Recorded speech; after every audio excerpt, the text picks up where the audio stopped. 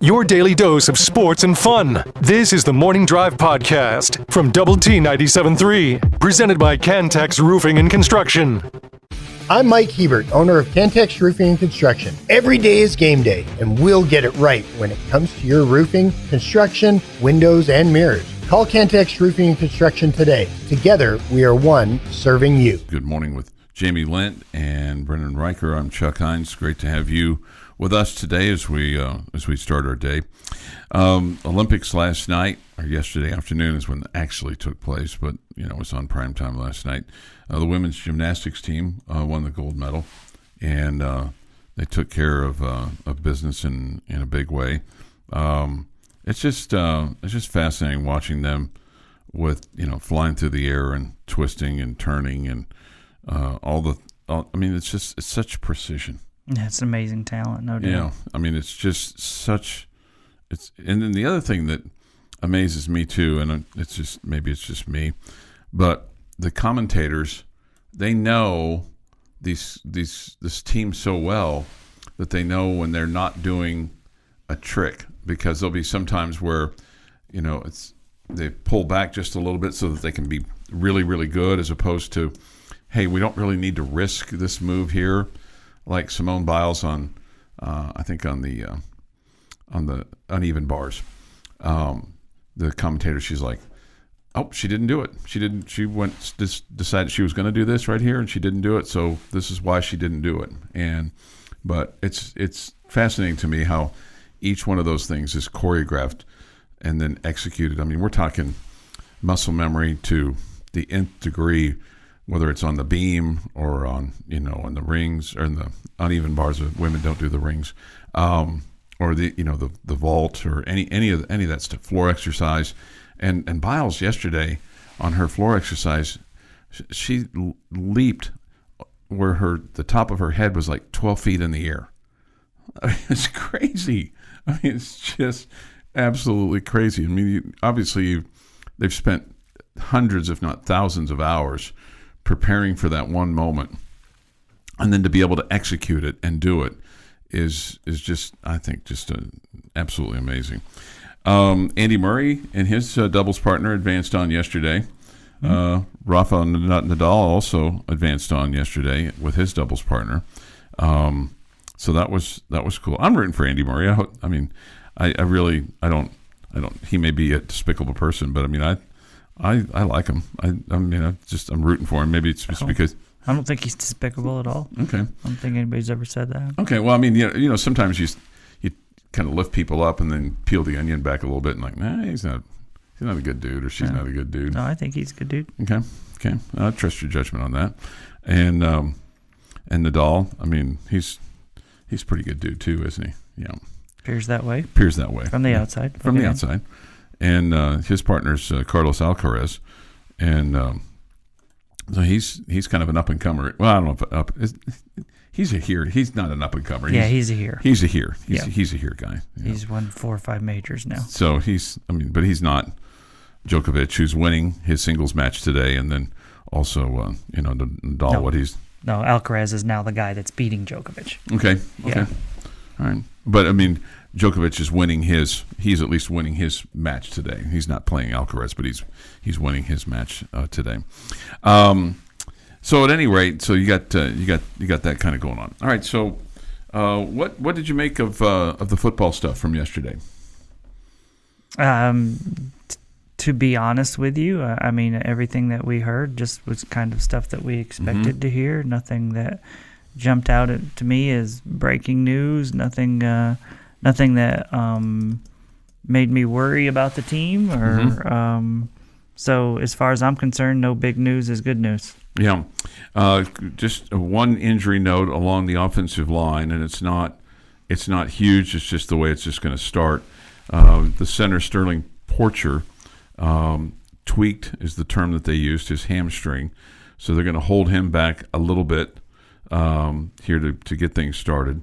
He'll be back next week along the line. And apparently, as part of his individual stuff, he was running, and they had clocked him at 20 miles per hour He's a big dude, and tweaked his hamstring. And so they'll have a little bit of an adjustment along the line. They're going to move Caleb Rogers over to left tackle during this time period. And Coach McGuire saying that they had a month to get that offensive line settled, but that they'd like to get everything in place, everybody kind of who they want within the first couple of weeks of camp. So that's one thing. And then Mikael Dingle, a linebacker, his shoulder is still not 100%, so they're going to start him off in a yellow jersey. Okay, so that's one thing there.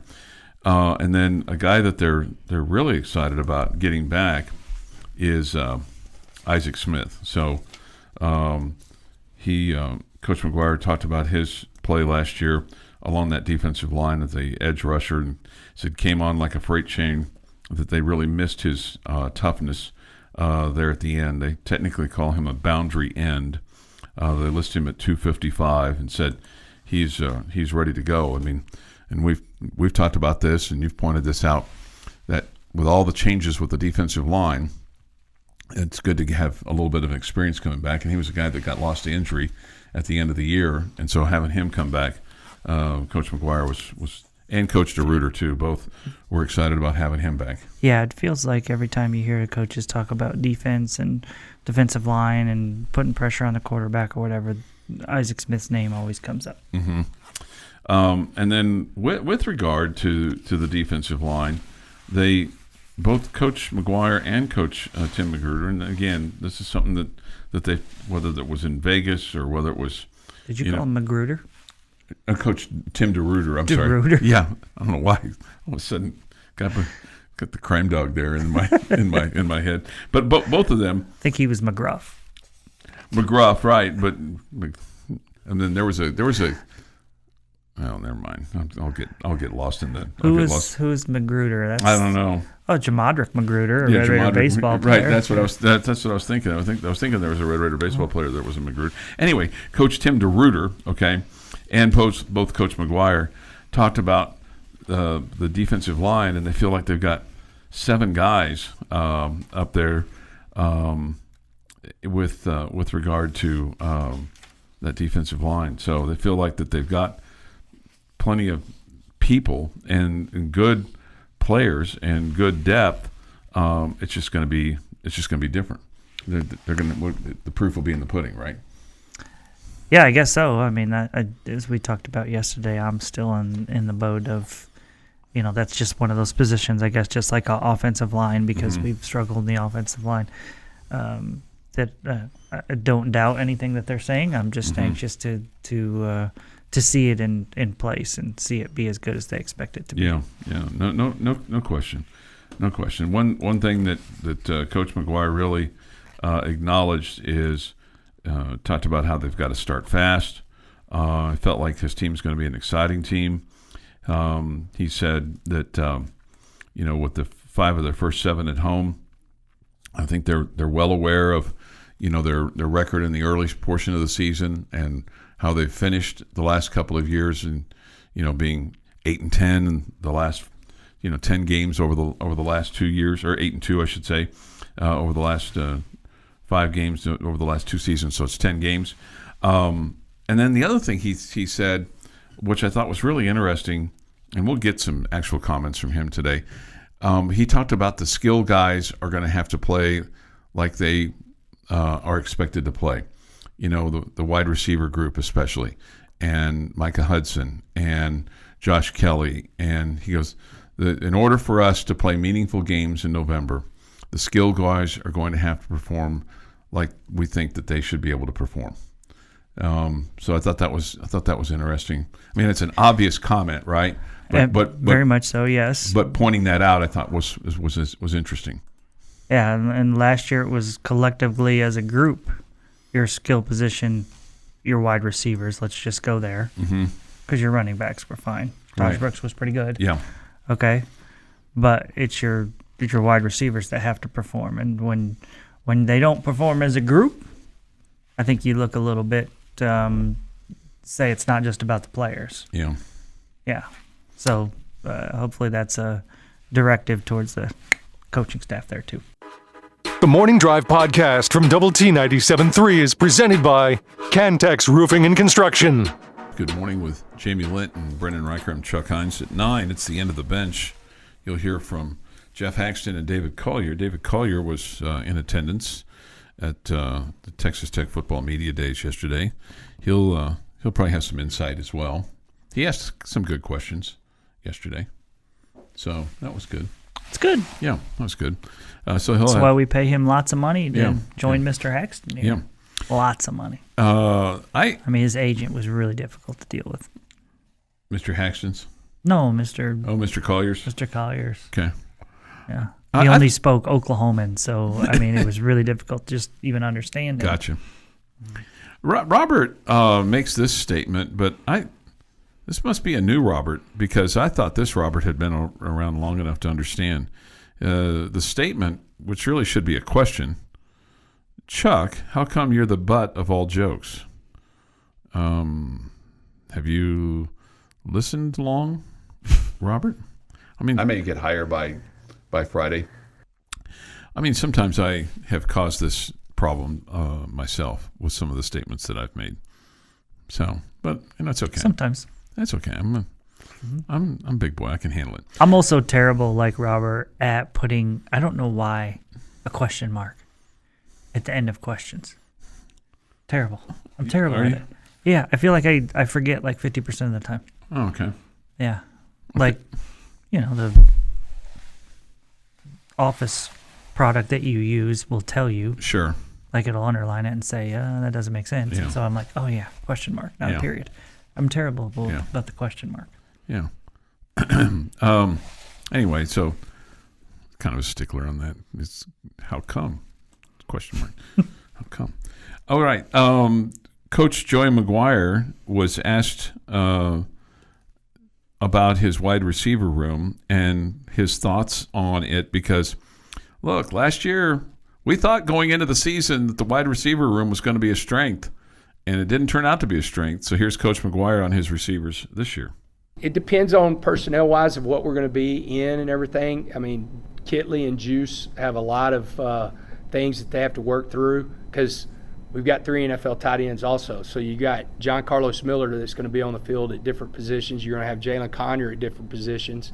But if we went out there and we were kicking off right now with coming out of spring, Caleb Douglas would be at the X. You would have Josh Kelly at what we look at as the Y, and then you would have Coy Aiken at the Z.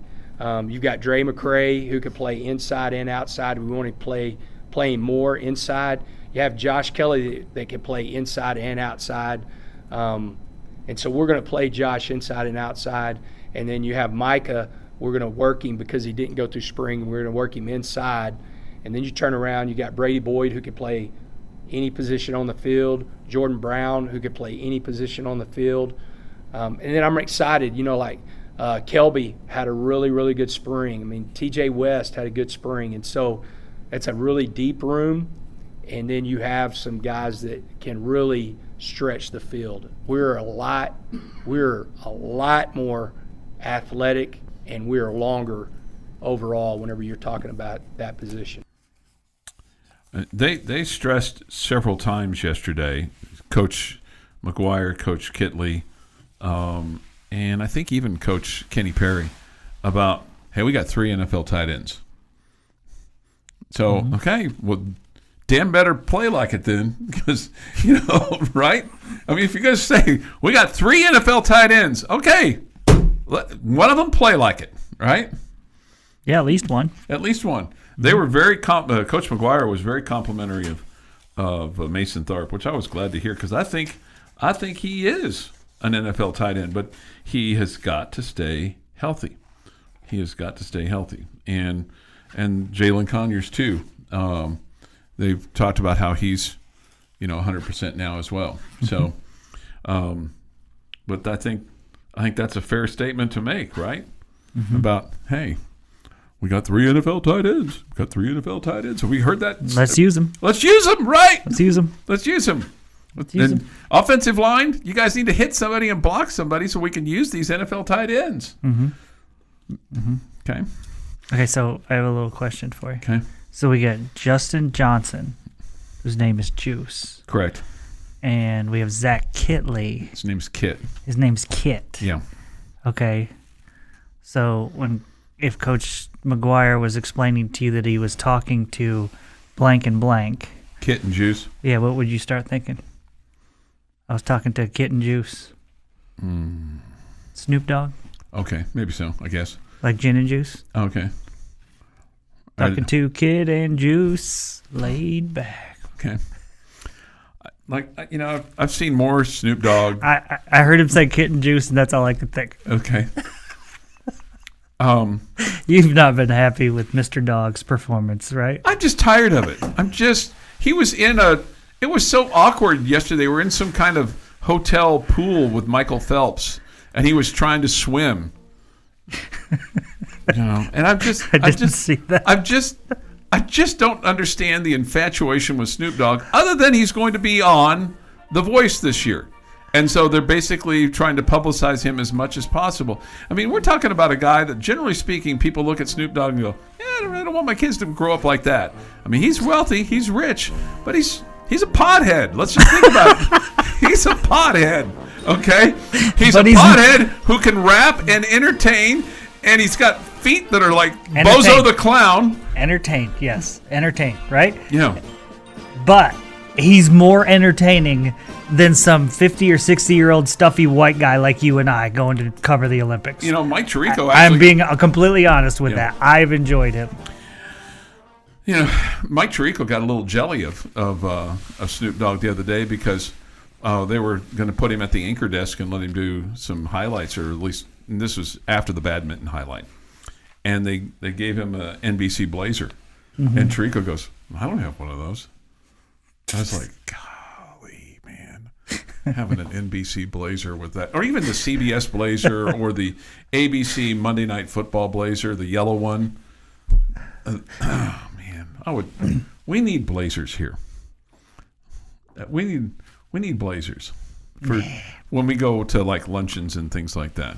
A double T 97.3 blazer. There would be no greater honor than to get a CBS, ABC, or NBC with the peacock blazer and be able to do a ball game or something, some kind of analysis. Are these double T 97.3 blazers? Are they red or black? Well, we would have two. Okay, we would have a red one and a black one. Okay, but generally speaking, would they be Under Armour or Adidas? They'd be Adidas. Okay. Actually, the Adidas and Under Armour don't make suit coats. Okay. But you know what? Maybe Fink and I should just have Lady Raider blazers for when we go on the road. I'll get a little special. That is two guys that are elegant entertainers that I think would fit the blazer look. Yeah. And it would be awesome because we would just pull them out for Big 12 games. Right in the middle of the broadcast, you'd hear somebody walk up to the two of them and go, "Hey, where is seat 6, row 7, and section 124? I can't find section 124. Can you point me to my seat?" Oh, and by the way, can you park this right over behind the Jones? Could you park this right over there? Okay. Probably a little bit of that.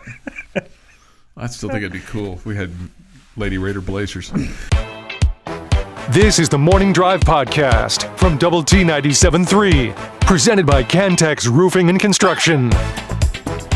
Good morning with Jamie Lent, Brendan Riker, and Chuck Heinz. We have Ranger Baseball on the air for you tonight, or today I should say. 12:30 the broadcast time, just after 1, first pitch, as they finish up their series with the Cardinals. Not good for the Rangers last night, as they lost 8-1 and lose a game to the Mariners, who won.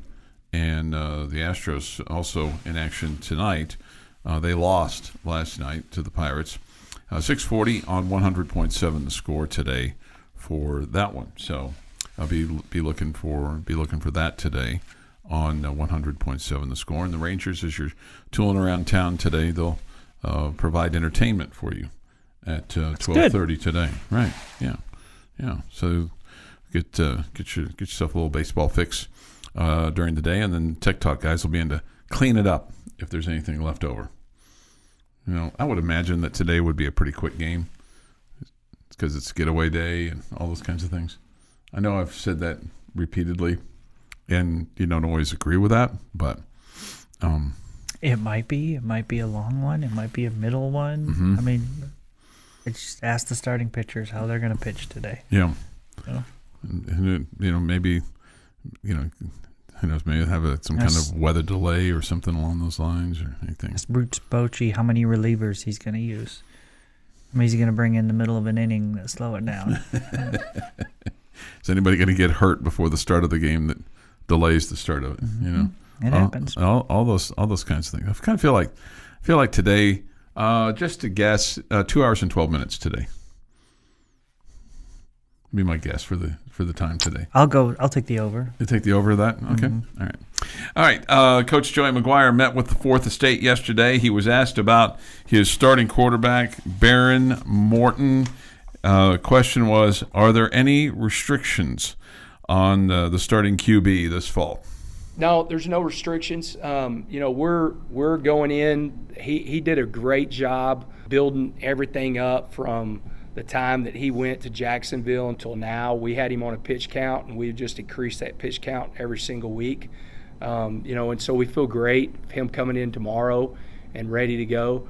I joked about it, but I really do wish I would have had and I probably could find it from the Cal game until now, because he's always in a sleeveless shirt, even more now because he thinks he's got a better body. But I wished I had that, because just his neck and his shoulders are so much bigger. It's a mixture of all of it. It starts with me, starts with Kittley with the play calls, getting him to understand that a check down, getting the ball out is a good thing. I think the one good thing, y'all know that have been a proponent that we screwed up the opportunity to fix the player-to-coach communication or coach-to-player communication. But the one good thing is I think there's going to be some alerts to help him get the ball out that Zach can help him with. And then, Clay McGuire and the O-line have got to do a good job protecting him. The running backs when they're in pass protection, and then the tight ends when they're in pass protection. I mean, it's all of us.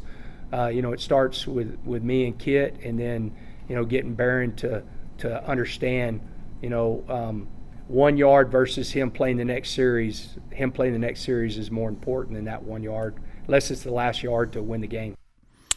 And I think that's important. I mean, and the last thing that he said there about, hey, we got to figure out a way here to keep you in the ball game. And he made it clear at the end of his comments today that keeping Behren Morton healthy is critical to them playing meaningful games in November. And I know that's Captain Obvious stuff with what we've gone through the last several years, but I mean, maybe the more they say it, the more that they'll believe it, and the more that they'll I think they've believed it all along. I think he just had some really bad luck. Yeah. It does make me wonder if they'll maybe run him a little bit less, just to make sure over the top that they're being protective of him. One thing he also said is during practice, he said that they're going to put him in situations where he has to throw it away. In other words, they want to stress him a little bit so that he has that practice of throwing the ball away, as opposed to trying to hang in there for a long period of time and then gets popped and knocked and hit on his shoulder, and then you're out of the ball game. Oh, there's an internal time clock that quarterbacks are supposed to have, and once you hit that clock, or that clock hits, however you want to say it, as a quarterback, you got to know I'm either running, or I'm throwing it away. Sure. And so maybe that's an issue that they've felt like Behren has tried to keep plays alive, and maybe sometimes he needs to just let them die. Yeah. On an incompletion. Yeah. Throw it out of bounds. Hey, I mean, staying alive is important. If you see somebody kind of coming after you, don't try to be a hero and take a big shot and try to throw the ball downfield, and then you find yourself on the sideline. We heard a new nickname that I've never heard there. I know Coach McGuire is a big nickname guy. With Coach Kittley? Yeah, I'd never heard Kit before. Yeah, I hadn't either. Yeah. What do you think of when you hear Kit? I think of the car. Knight Rider, right? Yeah, right. I think of the That's car. what I think too. I think of the car. So, Yeah. anyways, nobody asked him about that. You know, I feel like we haven't heard that one for the last 2 years. no, I don't think so either. Yeah. I don't think so either. I think Kit. That's a new one. Wonder how they came up with that. That was a joke. Yeah, I know. I was going to respond to you, so I'm glad that you went ahead and threw that in there. That was a joke. Coach McGuire also asked about his top recruit, the receiver, everything 5-star guy that could make a big impact on this football team, Micah Hudson, if he's ready to go. Yeah, he's full go. He's full go. In fact, his wide receiver trainer posted something this weekend where he was training and running routes and doing a bunch of stuff. He's really hungry. Micah's, I've said this 100 times, he's one of the most unique people I've ever been around in my life. But he's, like, you can tell there's a chip on his shoulder from the standpoint of he understands the expectations and the hype around him. It won't even come close to what he thinks he can do, like what he believes about himself. And so not only does he want to prove us right, but he also, there's going to be some chip on my shoulder. I'm going to show my teammates exactly who I am too. And so he was with Juice in his office, and they were hanging out and talking through practice tomorrow. So he's ready to go. He looks great. He's like 194 pounds, and really excited about see what he can do. We got to get a chart for all these nicknames, and the first names of all these guys, Juice and Kit, and Juice is one of the coaches, We've heard that one. Yeah, before. we've heard that one, but I mean, just you got to refamiliarize yourself because these guys, I mean, they spend more time with themselves with these other coaches and players than they do with their families, and so you got Kit, you got Juice, you got KP, you got a lot of names out there, and, you got a lot of guys that have a lot of deals. I don't think we have a KP anymore, do we? Yeah, Kenny Perry. Oh, he's Kenny Perry. Yeah, Okay. yeah, Right. yeah. Who was KP before? Wasn't Coach Patterson KP? Oh yeah, Coach. Yeah. I think Coach Patterson was a KP. Yeah, but that was the previous administration. So this is now we got KP KP redo or 2 or whatever 2.0. 2.0. Thank you. Mm-hmm. He talked about his expectations and Coach McGuire. He was asked if he feeds expectations to Micah Hudson, and he admitted that he does. He sent him some video of a receiver and just to kind of tweak him a little bit. So I mean, this kid's a freshman, but they have high expectations from him, and don't be surprised if you see him returning the football too on some punt returns because they talked about him being among the guys that would be back there to return the ball and utilize his speed. So that could be something that could be exciting as well. The Morning Drive podcast from Double T 97.3 is presented by Cantex Roofing and Construction. A couple more tidbits, notes, et cetera, et cetera, et cetera. Next, Jamie's question of the day. Jamie's question of the day on Double T 97.3 is brought to you by Connecticut of West Texas. Okay. All right. Just want to say this. This is just a test. This is just a test. This is kind of like the question. EBS test. This is only a test. This is not real life. Mm-hmm. None of these things are going to happen. Okay. Okay, but there's breaking news attached to my question of the day. Really? There is breaking news. Okay. Again, I just said this just a test. It's just not real. Okay. Okay. Kirby Hocutt has just been named the commissioner of college football. Okay. Just been named. Okay. Mm-hmm. Chuck Heinz, Brendan Riker, and you, our fine listening audience, just received the phone call that you're the new AD at Texas Tech. Oh, okay. Oh, wow. Okay. As part of your new job, you have 3 things before the season starts that you are going to Joey McGuire, and you are saying, I am your new boss. Mm-hmm. I am making 3 demands. What are these 3 demands? 3 demands. 3 demands. Wow. You can make it suggestions. 3 things.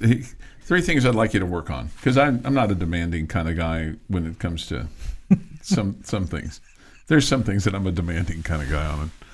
3 things. Wow, 3 things. You're going to go to Joey McGuire and say, this is what These are three things Okay. that I'm telling you right now. Okay. Number one, I'd like us to be a little more judicious and aware of field position when we're going for it on fourth down, and not always just by the, quote, analytics book that's just in this mysterious cloud. Okay? That's number one on my list. Number two on my list would be give me a headset so that I can talk to you during the game. No, I'm just kidding.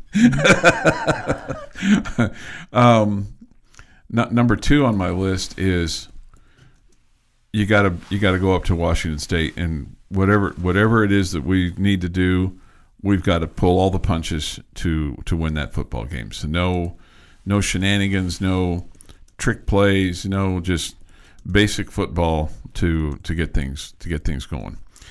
And number three, I'd like you to bring back the weekly fan luncheon over at the wing place, and show a little tape and talk to the fans at lunch on Wednesdays. Those are three things that I'd like to see. Okay. My first suggestion or demand, whichever one we want to pose it as, to Joey McGuire, make sure that Taj Brooks is getting the ball a lot. It's a good one. I feel that's a pretty easy one to ask of Joey McGuire. Number two, this may sound a little strange, but if the situational play calling is not falling in line during a game, if there's a play call that's made and it looks odd, let's try to communicate to work on that and fix that. And then number three, put your best foot forward on the road. Be better on the road. Be better on the road. Mm-hmm. Okay. All right. Those are 6 good ones. Well, you said right away Brennan's was that was a good one, and none of mine got any kind of accolade. No, yours were good. Okay. No, yours were good. Yeah, they were all good. They were fine. Okay, number one for me, and I will admit I may be telling him things that he goes, yeah, no duh. Okay? Okay, we're already doing that. Okay, number one. All right. Whatever we got to do with this pay-for-play money and all the above, focus recruiting on offensive linemen. Okay. Focus on offensive linemen. We got to get better on the offensive line. Okay? There are more skill position players out there that you can find. Focus on the offensive line. Okay? We got to get better there. Number two, throw the ball to the tight ends more. I would like to see our tight ends used in the passing game a lot more than we have in the past. And I want to say for number three, don't do the luncheon. It'll become a pain. I always liked those things. Those were fun. No, I just think I don't know really how to say this one. I wanted to go a little, off the field with this one, but just whatever it is, for whatever reason, that you have been able to get a whole entire fan base behind you, just keep doing you, man. Just keep being the guy that everybody is behind. Okay? It's fun here when our fan base is not torn apart. That doesn't mean that Joey McGuire doesn't have his detractors. It doesn't mean that there are people out there and that are still okay. Well, you got to prove a little bit more, and we need to be more than just the hype and all that kind of stuff. And some that say, this year's kind of a big year to prove something, to show us something, all of that. I could buy into a lot of that. So, but I just think he's found a way, and I think it's very likable. Well, it's partly because his teams have shown some progress, but partly because he's a guy that everybody enjoys being around and enjoys listening to. It doesn't feel like there's a massive ego involved with it, like other coaches that we've had at times, not necessarily in football, but in some other sports. And I just think that he's found a way to bring our fan base together and keep us together. And I love that. So keep doing whatever you're doing to bring this fan base together, because it's a lot more fun when we are. That's really good. I really like that. I liked all of them, but that last one was really good. Thanks. Yeah, I thought that was really good. Did you like that better than Don't Do the Luncheon? No, I mean, Joey McGuire is the one coach that probably would enjoy the luncheon. he would. Yeah, he would. He'd love to have everybody over. Come over to the stadium. I'll break away for a half hour. We'll show some clips. This is what went good. This is what didn't go good, and I'll take some preguntas and we'll go from there. Somebody says this, and this just in: Chuck fired as athletics director after only 5 minutes. Yeah, it probably wouldn't go well. Somebody on the chat line says, I think it's safe to say Chuck is more of a luncheon guy than Jamie. Yes, definitely safe to say. The question is, who would talk more during the luncheon? Coach McGuire or Chuck? Coach McGuire doesn't. It's not a competition, Chuck. He doesn't need that competition with you. Okay. The Morning Drive podcast from Double T 97.3 is presented by Cantex Roofing and Construction.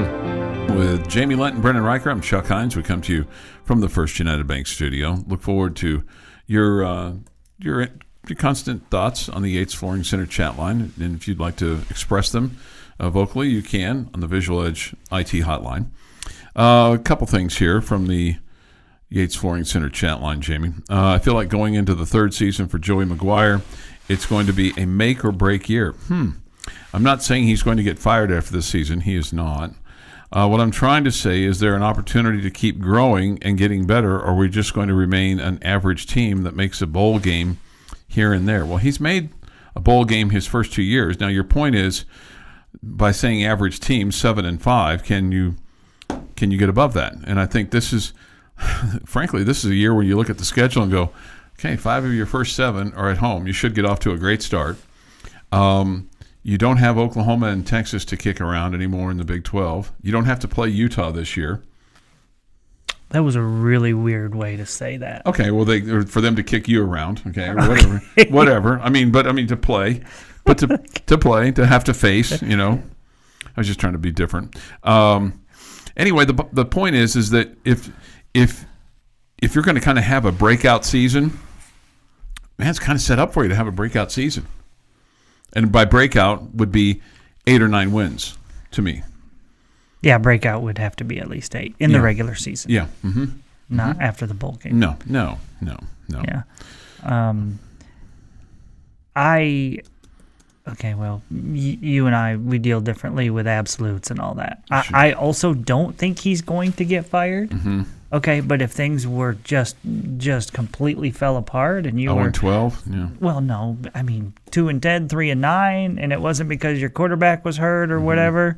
I mean, maybe, and it showed. Okay, after 3 years, you're no better off. Maybe. I mean, but that seems extremely unlikely. Yeah. But I don't say he's not going to get fired. Okay. Okay, but I think it's extremely unlikely. I'm with you and feeling like the schedule sets up for you to win at least 8 games this year, at least. And so if you're not, it's going to be really disappointing. I think it's not make or break in the eyes of Kirby Hocutt and the administration, but I think it's make or break maybe in the eyes of a lot of Red Raider fans that are like, okay, is this guy and this coaching staff legit or not?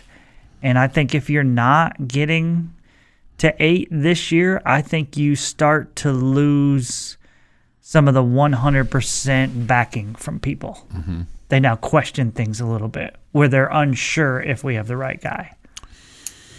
Yeah, and here's the other thing. That's not going to get him fired Yeah. if you only win 7. Mm-hmm. But I think people are going to say, like you just said a minute ago, Chuck, it's set up for you to have a really good year. Mm-hmm. Could we have been better? And I think most people would say probably yes. Because here's the deal. I mean, we all know that winning cures all ills, right? And if you let's just say you go out and win 9 ball games this year. Well, with what you have put over there in that football facility, and they talked about how having that football facility is going to be the best in the country. Those are their words. And Coach Tim DeRuyter talked about how I was at Oregon, and they got everything, and we've got. He didn't say we've got everything. He just made it clear that the facility here is a newer version of what they have in Oregon. And they talked about how you can go from you'll be able to go from the football training facility to the football stadium to the indoor facility without going outside. And is that a big deal? Well, it's only a big deal because you don't have to bus anywhere to go to practice. Okay, that's in other words, just the convenience factor of all of that is part of a selling point. That again. But we've had that already. Well, true, but I mean, everything's connected now. So again, they talked about the facilities and everything else about that's going to be another feather in their cap, so to speak, when it comes to recruiting. So, but what's going to get people more excited about anything? The fan base is going to get excited about winning. And look, those seats over there are getting more and more expensive to go to a football game. And so you're going to want to be entertained, and you're going to want to leave with a smile on your face. And let's also face it, the kids coming in, they want to be paid. And the only way that those kids are going to get paid to the point where it's going to be a difference maker between you and whether it's TCU or A&M or Texas or Oklahoma State or whomever, is you got to win football games. And keep the fan base on board and keep them wanting to donate. All those things. The donations usually come more when you're winning. Yeah. I don't know if this is a compliment or not. Okay. Take it as one. Okay. Chuck, you don't have to try to be different, buddy. You're genetically predisposed to that trait.